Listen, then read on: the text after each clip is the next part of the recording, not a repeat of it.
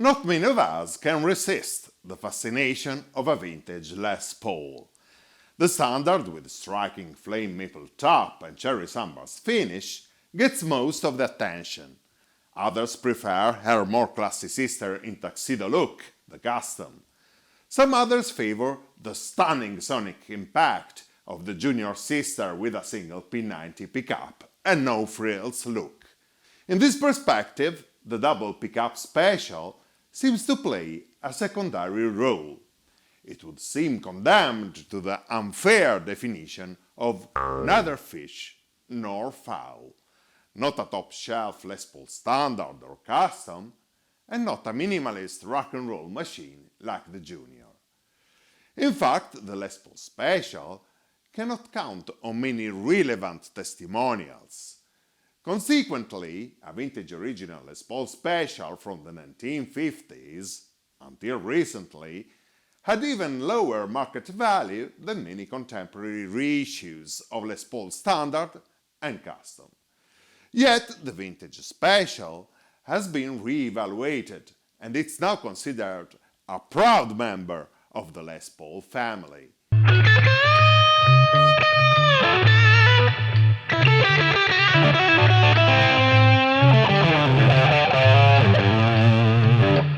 Let's finally shed some light on its secrets and hidden virtues.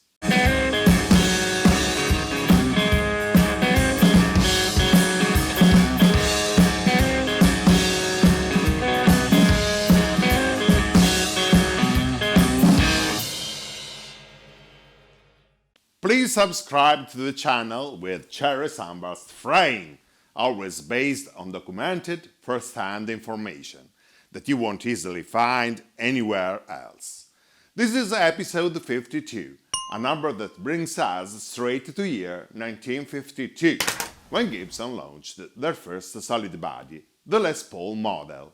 This new guitar came with a price tag of $220. It was more expensive than its direct competitors, the Fender Telecaster, priced at $190, and the single pickup Esquire, priced at $150. New Fender made innovative instruments with unprecedented value for the money.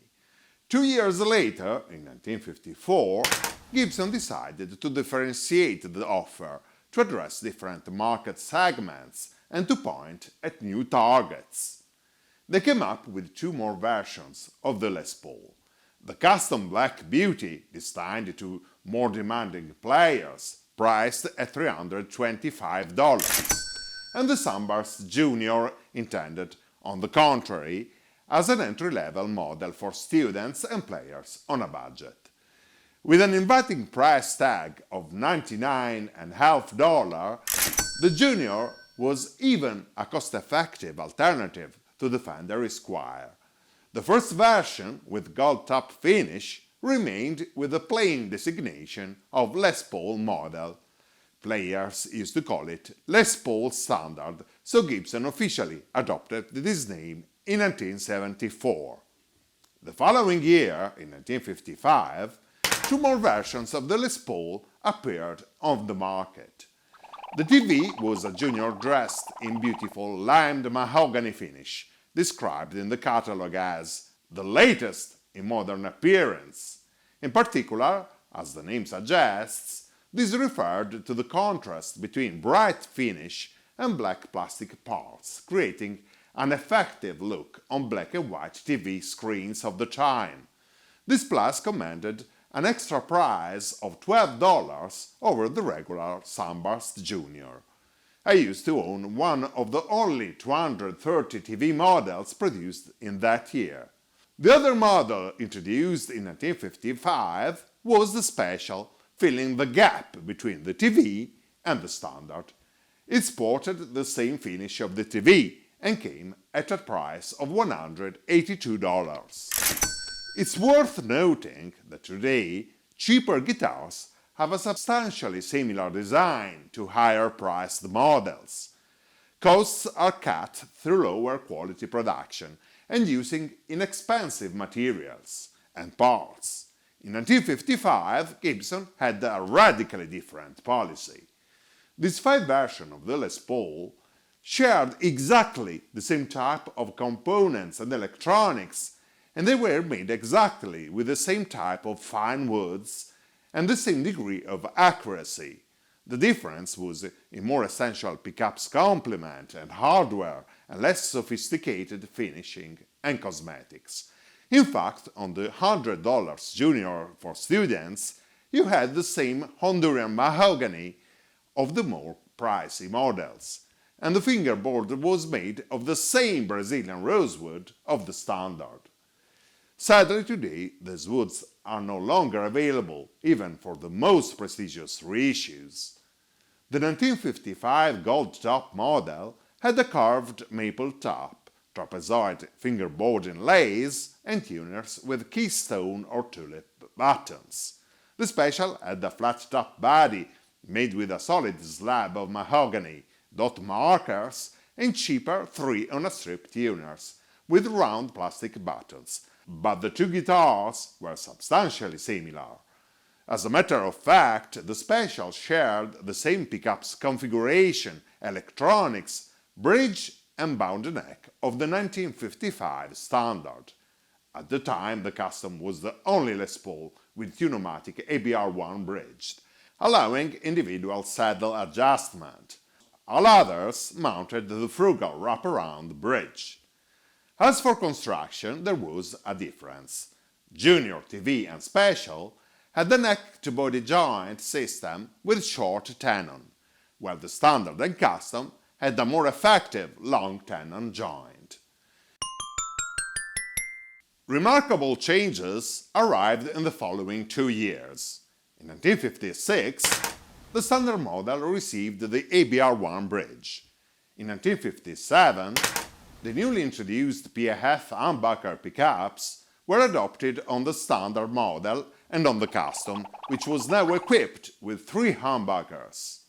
In essence, with these new changes, the gap between the Special and the top-shelf models increased dramatically, and the Special remained more closely associated to the Junior or TV. To close the chapter on the introduction and evolution of the original Les Paul Special, during 1958, the whole Les Paul line underwent a major restyling process in response to a drop in sales. Notoriously, the gold top finish of the Standard was discontinued in favor of the cherry sunburst finish, which would show the wonderful grain of the flame maple in use at the time. TV and Special switched to a more opaque finish with a yellower hue, commonly known as TV yellow. By the end of that year, the Junior, the TV and the Special changed to a whole new design with double cutaway body. In 1959, the Special became also available in cherry red color. The switch was then moved in a more convenient position. By the end of the year, the Les Paul Signature was dropped from the headstock. At that point, the neck pickup routing was moved towards the center of the body for a stronger neck joint. Gibson didn't have much imagination for names, and the ex-Les Paul Special was given the bland acronym SG, which simply stands for Solid Guitar. 1 year later, the early SG with rounded cutaways design was discontinued. The name SG was considered such a stroke of genius that they even reused it for a new model with pointy horns design, the SG as we know it today.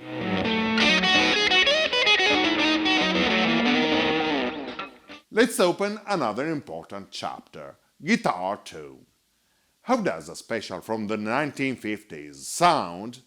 As I mentioned in the introduction, some players believe that it lacks the typical crackling attack of the maple top of the Standard, and on the other hand, it lacks the strong personality and striking sonic impact of a single pickup Junior. Also, it cannot keep up with the classy fascination of the Custom.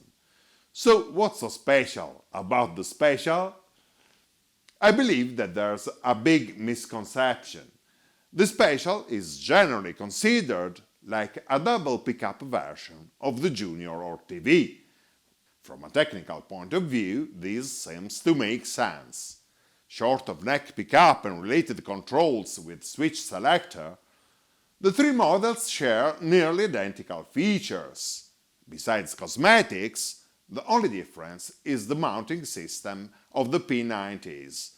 Dog ear covers for the Junior and TV, with mounting screws on the sides, soap bars for the Special, with screws fixed through the pickups. This seems not enough to justify any sonic difference. Yet we have an elephant in the room, a self-evident truth no one wants to recognize or to talk about.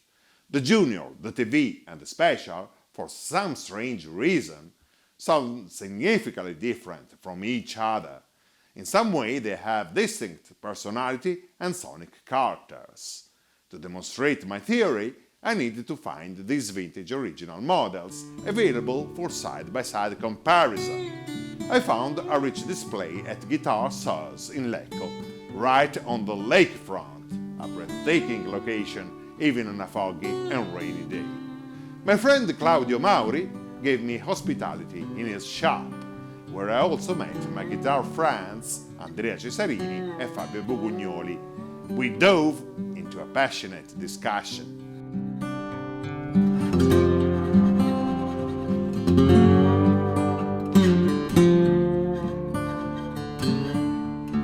Let's hear some soloing on a Junior from 1958.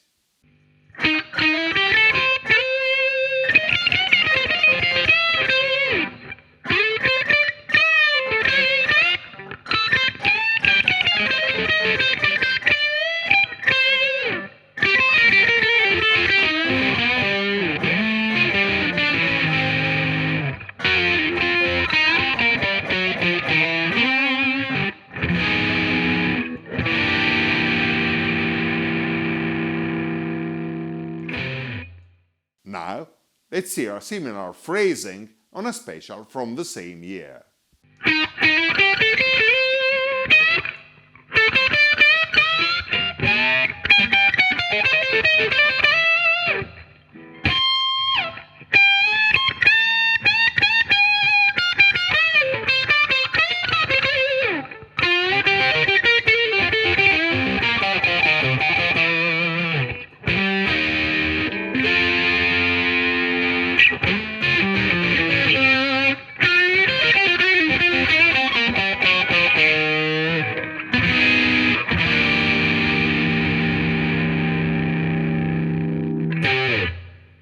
Don't get me wrong, I absolutely love Juniors. They are always been among my favorites, and this one from 1958 sounds terrific. Yet the comparison brings out and emphasizes that the Special is more sensitive to playing dynamics. Every note remains more clearly defined. In other words, the Special has a more mature blues feel, while the Junior is always a bit aggressive. Of course, the attitude of the Junior is great for specific applications or genres. In fact, nothing beats a Junior on its own playing ground. On the other hand, the confrontation on different territories reveals that the Special is more versatile, at its ease in a wider range of applications.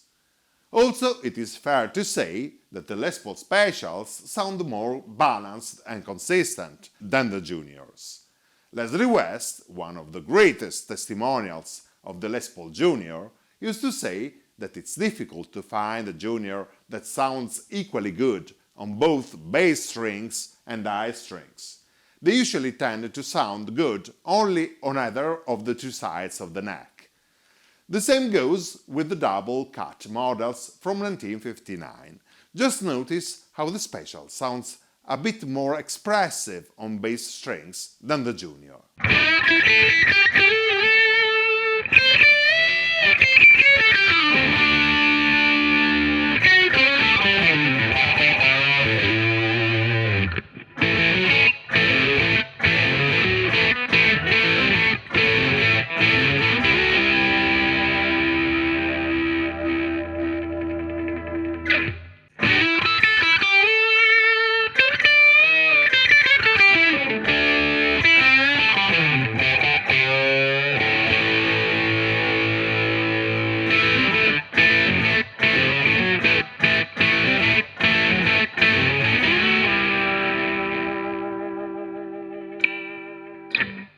Of course, the Special also has the extra kick of the neck pickup, as cleverly demonstrated by the amazing guitar player Paul Audia.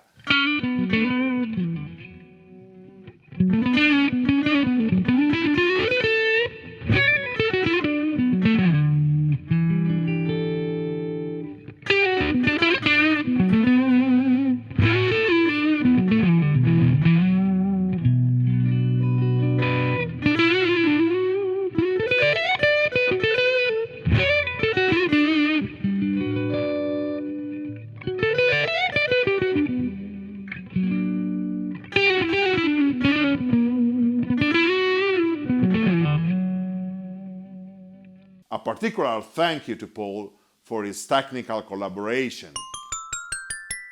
In essence, the Special has a different personality than the Junior, even if they are almost identical in construction and features. In particular, with the tone knob a bit backed up, the Junior and TV have the typical smooth and well-centered blend of frequencies. The Special, for its part, may sound more open on high frequencies and boast a wider sonic range. For these reasons, I took the suffered decision to part from my dear 1957 Junior nicknamed Coffee, seen in BTR number 4, to acquire this beautiful 1956 Les Paul Special and nicknamed the Mayor. It's one of my main guitars for a few years. It came from the collection of my beloved friend Gianni Bucci. Gianni had the particular talent in picking guitars. Just looking at a picture, you could hear him say, "This guitar looks like it's gonna really play good," and he never missed a shot. This instrument reminds me of the countless Sundays I spent with him chasing great tone.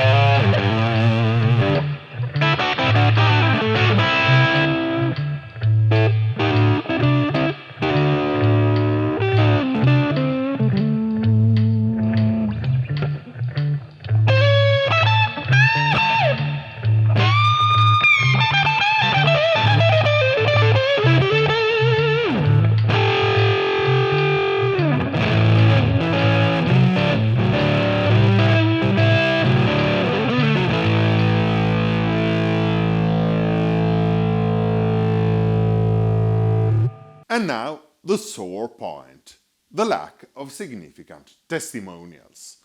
What famous guitar player really picked the 1950s Les Paul Special as his main axe? The first relevant testimonial that comes to our mind is Bob Marley. Yet, if on the one hand Marley will be always remembered as one of the most influential musicians in history, on the other hand, I bet he's not your favorite guitar hero. Carlos Santana used a 50s single cutaway Les Paul Special in early 1969, but he is more closely associated to his 1961 SG Special, or to the Paul Reed-Smith guitars he settled on since the 1980s. There's a nice picture where Jimi Hendrix plays a 50s Special with the strings reverted for left-hand playing, but no one would ever stretch to define Hendrix a testimonial of the Les Paul Special. The great Johnny Thunders used a single cutaway Les Paul Special with the New York Dolls, but eventually settled on the double cutaway TV model. Keith Richards used a modified 1960 double cut Special in 1981, but never again after that tour. Larry Carlton played a Les Paul Special in 1990, but he was nicknamed Mr. 335 for a reason. In essence, many guitar heroes played a vintage Special occasionally, but no one really fell in love with it. This probably affected its reputation and market value. So, I traded a Les Paul Jr. for a Special. Now the big question is, would I trade the special for a vintage standard or custom? In theory, of course I would. Vintage standards and customs, either with P90s or PIFs, have even superior attack, articulation, definition, and so on. That's why they are so valuable. Nevertheless, in practice, I really feel as comfortable as I can be with a special. It's for me the perfect balance between the frugality and roughness of a junior and the performance and quality of the more prestigious models.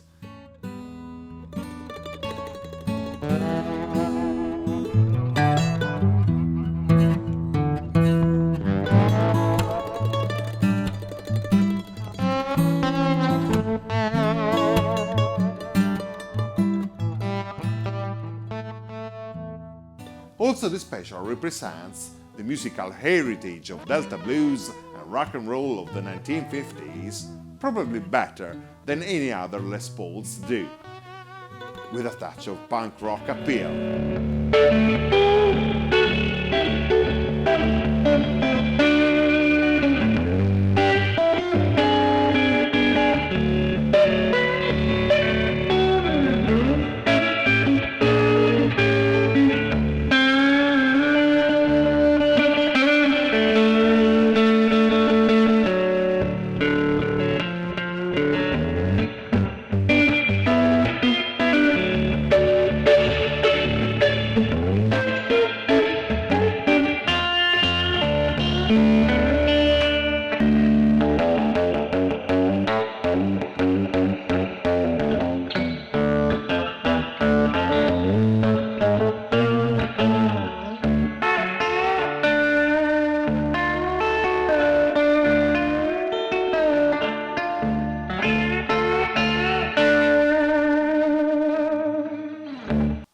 For this reason, hold on tight, I would never trade a vintage original special for any of the fancy reissues of Cherry Sunburst Les Paul.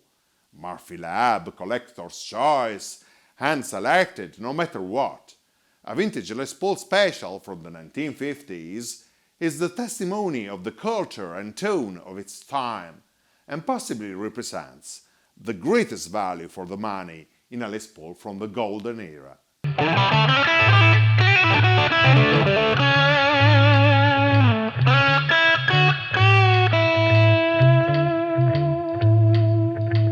Please check the links in the description. Cover me with your comments and feedbacks, and feel free to help the BTR channel with donations. There's a PayPal link below. Subscribe now and click the bell to keep posted. Join the Facebook group Bob Stone Review and follow the BTR Instagram profile.